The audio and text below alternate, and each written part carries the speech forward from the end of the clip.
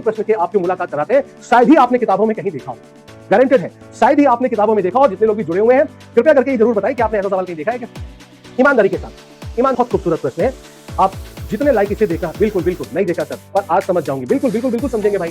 मैं तो चाहता हूं तो आप कंटेंट से सीखते चले, तभी तो मजा है, तभी तो क्लास लेने का आनंद है साहब। आइए देखते हैं जरा इस सवाल को कैसे करना है। कह रहे भाई एक बात बताओ, एवरेज होता क्या है? मैंने तो अभी आपको सिर्फ एक ही बात बताई कि एवरेज क्या होता है, तो आप कहते हैं योग बटे संख्या, सम अपॉन नंबर। एक बात बताइए, क्या मैं इन सभी का सम कर सकता हूं? तो मैं बहुत आराम से चल रहा हूं ताकि एक एक बच्चे को कनेक्ट कर सकूं इस चैप्टर से। प्लस 2x5, मैंने कहा ठीक है भाई।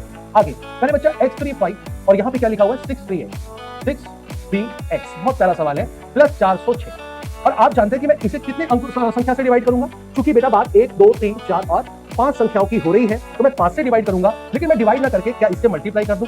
5 एकम 5 एकम 5 चौको, यानी मैं कह सकता हूं ये टोटल किसके बराबर रहा होगा? तो आप बोलेंगे 2055। क्लियर? अब आप क्या करोगे बच्चा, बहुत से सुनना मेरी बात को।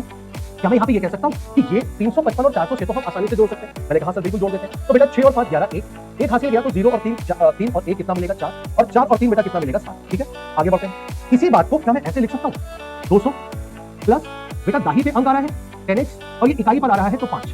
कोई डाउट तो नहीं? समझ गया आप मेरी बात? मैं इसी चीज को ऐसे भी तो लिख सकता हूँ।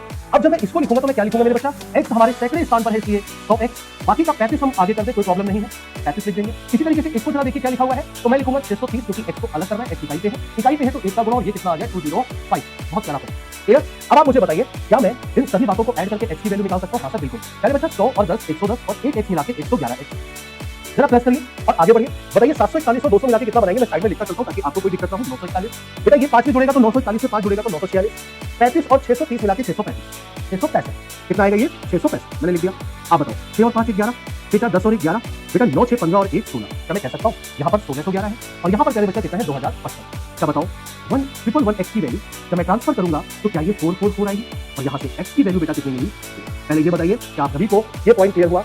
ये पॉइंट आपको क्लियर हुआ? ये काम आपको करना पड़ेगा जिन्हें अच्छी परीक्षाओं में आने वाले प्रश्नों की बात करते हैं। तो मैंने अभी आपसे कहा कि इतने लोग जुड़े हुए हैं या फ्यूचर में देखेंगे उन्हें ऐसा क्वेश्चन देखने को नहीं मिलेगा। क्लियर है मेरी बात? चलो अब बताओ क्या बेटा मैं यहाँ पर रेसिडुअल औसत को फाइंड आउट करूं? देखो 4 में से 1 गया तो पहली संख्या 3 बनेगी, 4 में से 3 गया तो दूसरी संख्या 1 मिलेगी, 4 में से 3 गया तो 7 मिलेगी और 4 में से 5 जोड़ेगा तो 9 मिलेगी। बताओ इन सभी संख्याओं का अगर मुझे औसत निकालना है तो क्या मैं एक बात ये जानता हूँ, एवरेज इज इक्वल टू क्या होता है? सम अपॉन नंबर यानी योग बटे संख्या। 9 7 16 16 1 17 17 और 3 यानी बच्चा 20 और कितने में डिवाइड करना है? 4 में। तो बताओ फाइनल आंसर कितना मिलेगा? 5 यानी ऑप्शन बी बिल्कुल सही जवाब। ऑप्शन बी बिल्कुल सही जवाब। क्लियर है मेरी बात?